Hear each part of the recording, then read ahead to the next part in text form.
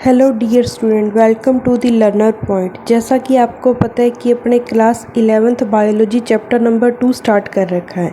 उसके अंदर अपने मोनेरा, प्रोटिस्टा, फंजाई को कंप्लीट कर लिया। आज अपने स्टार्ट करते हैं प्लांटी किंगडम को। कौन सा किंगडम? Plantae kingdom.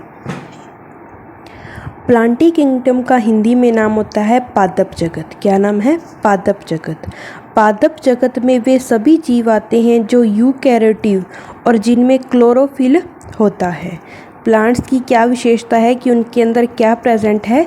क्लोरोफिल। ऐसे जीवों को पादप कहते हैं। इनमें से कुछ पादप जैसे कीटभक्षी पौधे तथा परजीवी आंशिक रूप से विषमपोषी भी होते हैं। अब कुछ प्लांट्स होते हैं जिनके अंदर क्लोरोफिल होता है, वो तो अपना भोजन सव्य बनाते ही बनाते हैं। कुछ प्लांट्स कैसे होते हैं? कीटभक्षी, जो कीट को खाते हैं, जो परजीवी की फॉर्म में रहते हैं। आपने अमरबेल का नाम सुना होगा। वो किस फॉर्म में रहती है? परजीवी की फॉर्म में रहती है। ब्लेडरवर्ड तथा वीनस फ्लाई ट्रैप कीटभक्षी पौधों के और अमरबेल कस्कुटा परजीवी का उदाहरण है। ये एग्जाम में आता है। कीटभक्षी पौधों के एग्जाम्पल कौन से हैं? ब्लेडरवर्ड, वीनस फ्लाई ट्रैप। याद रखना ये आपको कौन कौन से हैं? ब्लेडरवर्ड, वीनस फ्लाई ट्रैप, कीटभक्षी पौधे। परजीवी का एक ही एग्जाम्पल आपकी बुक में दिया हुआ है, कस्कुटा, जिसे अमरबेल कहते हैं। तो मेरे हिसाब से आपको इसके अंदर कोई भी दिक्कत नहीं होगी। आपको ब्लेडरवर्ड, वीनस फ्लाई ट्रैप, कीटभक्षी पौधों के एग्जाम्पल याद हो गए। पादप कोशिका में कोशिका भित्ति होती है। ये तो मोस्ट करैक्टर होता है। सेल वॉल होती है जो सेलुलोज की बनी होती है, ये भी हमें पता है। और इसकी संरचना के बारे में विस्तृत विवरण अध्याय 3 में पढ़ेंगे। क्यों 3 में पढ़ेंगे? क्योंकि प्लांटी जो भी चैप्टर है, प्लांटी किंगडम, उसको चैप्टर नंबर 3 के अंदर अच्छे से डिस्क्राइब किया है।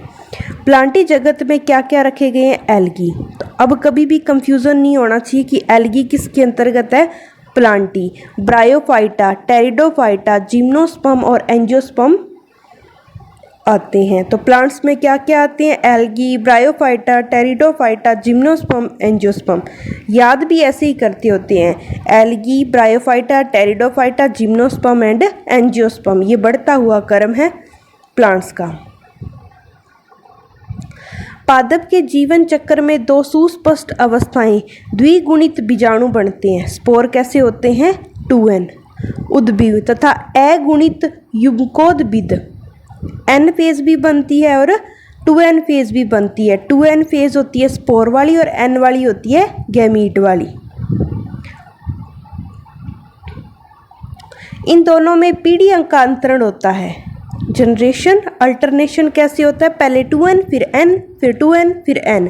विभिन्न प्रकार के पादप वर्गों में n तथा 2n प्रावस्थाओं की लंबाई और ये प्रावस्थाएं मुक्त जीवी अथवा दूसरों पर निर्भर करती हैं। n और 2n एक दूसरे पर निर्भर भी हो सकती हैं और स्वतंत्र भी हो सकती हैं, के अनुसार भिन्न होती हैं। 2n में मियोसिस विभाजन के द्वारा n स्पोर बनते हैं। 2n जो जाइगोट बनता है उसके अंदर क्या होता है? मियोसिस, जिससे क्या बन जाते हैं? अगुणित स्पोर। ये स्पोर अंकुरित होकर युग्मकोद्भिद बनाते हैं। युग्मक नर तथा मादा युग्मकोद्भिद पर होते हैं जो संलयन होकर पुनः 2n जाइगोट बनाते हैं।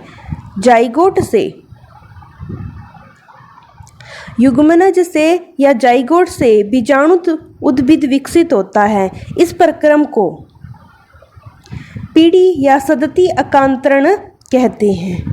क्या हुआ? n मिलकर 2n बनाया जाइगोट ने मियोसिस करके अगुणित बीजाणु बना दिए। ये अगुणित बीजाणु, ठीक है, बनते हैं। ये बीजाणु अंकुरित होकर युग्मकोद्भिद बनाते हैं, यानी कि युग्मक बनाते हैं, नर और मादा। ये नर और मादा दोबारा जुड़कर क्या बनाते हैं? 2n zygote. तो 2n यानी कि स्पोर उद्भव विकसित हो जाता है। इसे अपने सदतीय एकांतरण कहते हैं। आप इस जगत का विस्तृत विवरण अध्याय 3 में पढ़ेंगे। तो यहाँ इतनी जानकारी थी कि हाँ प्लांट के अंदर सेल वॉल होती है, सेलुलोज की बनी होती है, एन फेज होती है, 2n फेज होती है, ठीक है, कीटभक्षी पौधे होते हैं, परजीवी होते हैं, क्लोरोफिल प्रेजेंट होता है, ये सब।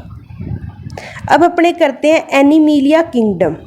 इस जगत के जीव विषमपोषी यूकैरियोटिक होते हैं। अपने कैसे होते हैं?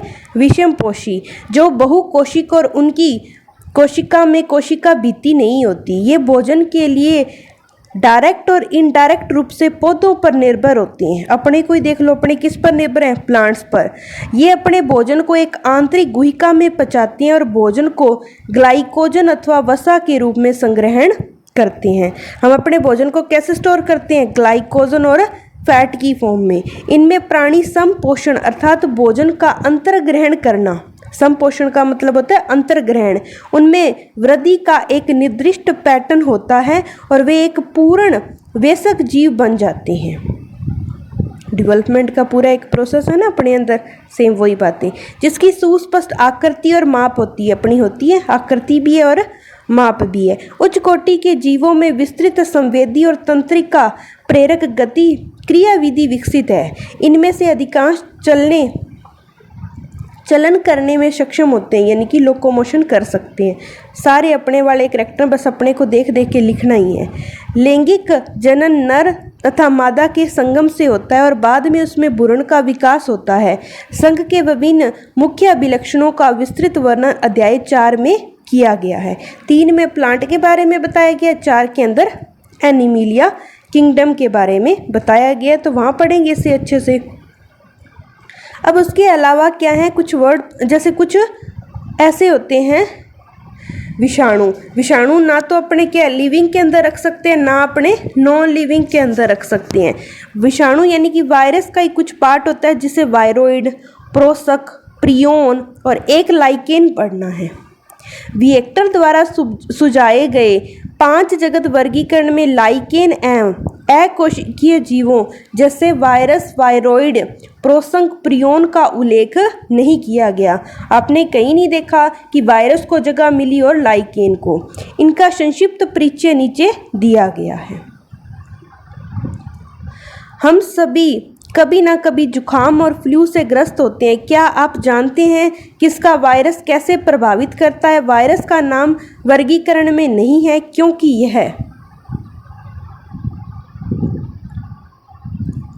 यह वास्तविक जीवन नहीं है। यदि हम यह मानते हैं कि सजीवों की कोशिका संरचना होती है, अपने कहते हैं ना कि लिविंग ऑर्गेनिज्म में सेल होती हैं, तो वायरस कैसा होता है?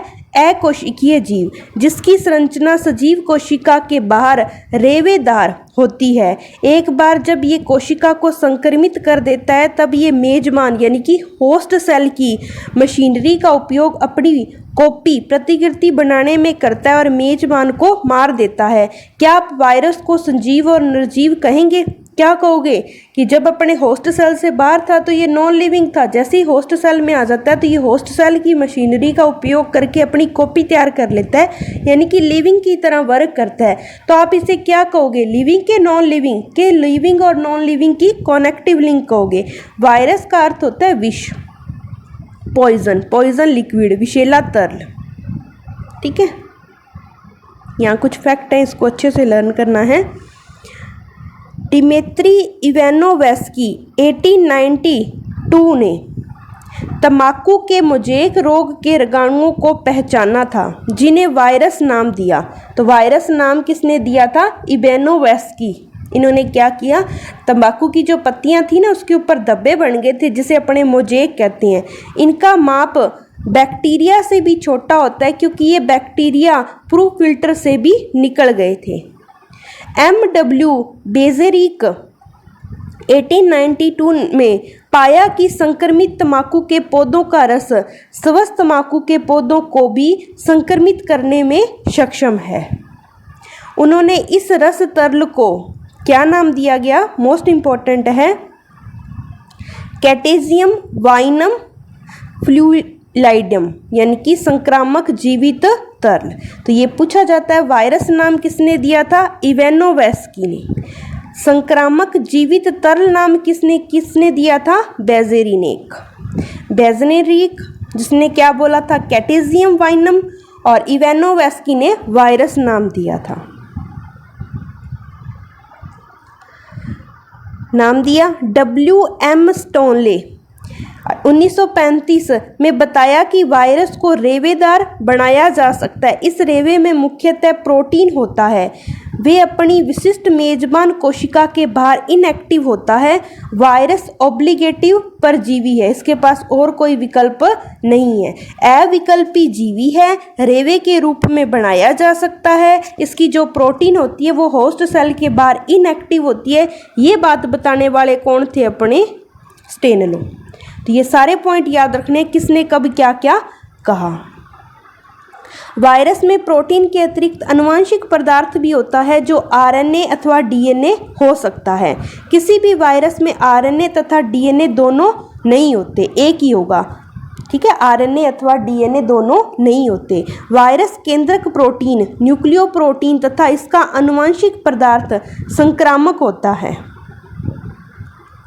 वायरस का जो केंद्रक प्रोटीन तथा आनुवंशिक पदार्थ संक्रामक होता है। प्राय सभी पादप वायरस में एक लड़ी वाला RNA होता है, यानी कि सिंगल स्ट्रैंड होता है।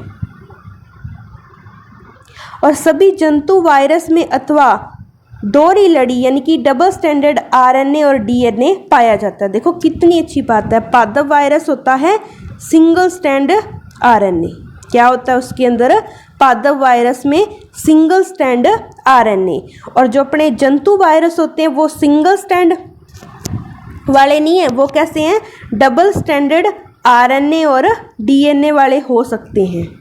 डबल स्टैंडर्ड RNA और DNA वाले। ठीक है, यहाँ तक हो गया मेरे हिसाब से। यहाँ तक कोई दिक्कत नहीं। आपको प्लांट्स में याद रखना है कि यहाँ पे सिंगल स्टैंड RNA होता है और एनिमल्स में डबल स्टैंडर्ड RNA और DNA हो सकता है। बैक्टीरियल वायरस जिसे अपने क्या बोलते हैं? जीवाणुभोजी। बैक्टीरियोफेज आवरण, वायरस जो बैक्टीरिया पर आक्रमण करेगा उसे बैक्टीरियोफेज कहते हैं। ऐसे वायरस जो किस पे अटैक करते हैं? बैक्टीरिया पर। प्राय दोहरी लड़ी कैसे होते हैं? प्राय दोहरी लड़ी यानी कि डबल स्टैंडर्ड DNA वायरस होते हैं। तो बैक्टीरियोफेज के अंदर वायरस कैसे होते हैं? डबल स्टैंडर्ड DNA होते हैं। प्रोटीन के आवरण एस्तर को कैप्सिड कहते हैं और यह छोटी छोटी उप इकाइयाँ जिन्हें पैटी कोशक कैप्सोमियर कहते हैं। प्रोटीन होती है, इसके ऊपर बार कवच होता है जिसे कैप्सिड कहते हैं। कैप्सिड की छोटी यूनिट को क्या बोलते हैं? अपने कैप्सोमियर बोलते हैं। से मिलकर बनता है। कैप्सिड न्यूक्लिक एसिड को सुरक्षित रखता है और पैटी कोशक कुंडलिनी अथवा बहुफलक ज्यामिति रूप में लगे होते हैं। ये जो स्ट्रक्चर बताइए कैस्मोमियर की कैसी होती है? कॉइल्ड होती है, कुंडलिनी और बहुफलक ज्यामिति के रूप में। वायरस में मम्मस, चेचक, हर्बीज, इन्फ्लुएंजा नामक रोग हो जाते हैं। ये मोस्ट इंपॉर्टेंट लाइन है। वायरस से कौन कौन से रोग होते हैं? मम्मस, चेचक, हर्बीज, इन्फ्लुएंजा। मम्मस, चेचक, हर्बीज, इन्फ्लुएंजा नामक रोग हो जाते हैं। मनुष्य में एड्स भी वायरस के कारण होता है। पौधों में मोजेक बढ़ना, पत्तियों का मुड़ना, कुंचन, पीला होना, शिरा स्पष्टता, बोना तथा अवरुद्ध वृद्धि होना इसके लक्षण है। तो एड्स, मम्मस, चेचक, हर्बीज, इन्फ्लुएंजा, मोजेक बढ़ना, पत्तियों का मुड़ना, कुंचन, पीला होना, शिरा स्पष्टता, बोना तथा अवरुद्ध वृद्धि होना वायरस के लक्षण हैं। अब वायरोइड ये क्या है? सन 1971 में T.O. डाइनर ने एक नया संक्रामक कारक खोजा जो वायरस से भी छोटा होता है, जिसके कारण पोटैटो स्पिंडल ट्यूबर नामक रोग होता है। वायराइडों में RNA तथा प्रोटीन आवरण जो वायरस में पाए जाते हैं उनका अभाव होता है। वायराइडों में RNA तथा प्रोटीन आवरण जो वायरस में पाए जाते हैं उनका अभाव होता है, इसलिए ये वायरोइड के नाम से जाने जाते हैं। वायरोइड के RNA का आणविक भार क्या होता है? कम होता है। इसके अंदर क्या है? जो प्रोटीन आवरण जो वायरस में होता है उसका अभाव होता है। प्रोटीन आवरण नहीं पाया जाएगा, और जो अपने आरएनए पाया जाता है वो वायरस के आरएनए से उसका आणविक भार क्या होगा, कम होगा। ये किसने डिस्कवरी की थी, डायनर ने की थी पोटैटो स्पिंडल ट्यूबर में, प्रियोन। आधुनिक चिकित्सा में कुछ संक्रामक न्यूरोलॉजिकल बीमारियां असामान्य रूप से फोल्ड प्रोटीन वाले कारकों द्वारा प्रक्षेपित पाएगी। इन कारकों का आकार वायरस के आकार के समान था। इन कारकों को प्रोसंग कहा गया। प्रोसंग द्वारा प्राणियों में होने वाली सबसे उल्लेखनीय बीमारी बोवाइन स्पंजीफॉर्म, ये याद रखना है आपको, बोवाइन स्पंजीफॉर्म एन्सेफेलोपैथी ये बीमारी होती है, जिन्हें आमतौर पर मवेशियों में मेडकाउ रोग कहा जाता है। मवेशियों में क्या कहा जाता है, मेडकाउ रोग, और मनुष्यों में इसके समान प्रकार सी और जेकब रोग होता है। देखो अभी अपने वायरॉइड करके आए, जिसके अंदर अकेले क्या होते हैं, सिर्फ न्यूक्लिक एसिड आरएनए होता है, और प्रियोन क्या होते हैं, ऊपर वाली जो प्रोटीन पार्ट हो जिसके अंदर अपने क्या न्यूक्लिक एसिड एब्सेंट हो, तो उसकी वजह से भी रोग होते हैं, जिसके अंदर एक बीमारी का नाम बताया गया प्रियोन से होता है, जो बोवाइन स्पंजीफॉर्म एन्सेफेलोपैथी, ठीक है, और जिन्हें आमतौर पर मवेशियों में क्या बोला जाता है, बेडकाउ रोग कहा जाता है। मनुष्यों में इसके समान प्रकार CR जेकब रोग होता है। ये भी याद रखना है, CR जेकब रोग होता किससे होता है, तो प्रियोन से। लाइकेन शैवाल तथा कवक के सहजीवी सहवास अर्थात पारस्परिक उपयोगी सहवास है, उपयोगी है ये हमारे लिए। शैवाल घटक को शैवालांश और कवक के घटक को माइकोपायंट कव्यांश कहते हैं, जो क्रमशः स्वपोषी और परपोषी होते हैं। एल्गी होती है प्लांट में स्वपोषी, परपोषी हो गए कवक। शैवाल कवक फंजाई के लिए भोजन संश्लेषित करते हैं और कवक शैवाल के लिए आश्रय देते हैं, सहारा देते हैं तथा खनिज एवं जल का अवशोषण करते हैं। इनका सहवास इतना घनिष्ठ होता है कि यदि प्रकृति में लाइकोन को देख लें तो यह अनुमान लगाना असंभव है कि इनमें से दो भिन्न जीव हैं। पता ही नहीं लगता कौन सी एल्गी और कौन सी फंजाई है। लाइकेन प्रदूषण के बहुत अच्छे संकेतक हैं। वे प्रदूषित क्षेत्रों में नहीं उगते। जहाँ प्रदूषण ज़्यादा होगा ना, वहाँ लाइकेन क्या होंगे, कम होंगे। क्या होंगे, कम होंगे। तो लाइकेन प्रदूषण के बहुत अच्छे संकेतक हैं। वे प्रदूषित क्षेत्रों में नहीं उगते। तो लाइकेन कौन से एरिया में नहीं उगते, प्रदूषित क्षेत्रों में। ये अपना भाई सेकंड चैप्टर कंप्लीट हो गया। मेरे हिसाब से आपको अच्छे से समझ आ गया होगा। अब आपका क्या है, आपने इस चैप्टर को कंप्लीट रीड करना है, ठीक है। और फिर अपने एक बार चैप्टर कर लेते हैं कुछ, उसके बाद MCQ स्टार्ट करेंगे। आई होप आपको चैप्टर कंप्लीट समझ आएगा। अब अपने नेक्स्ट क्लास में स्टार्ट करेंगे Plantae kingdom. Thank you so much.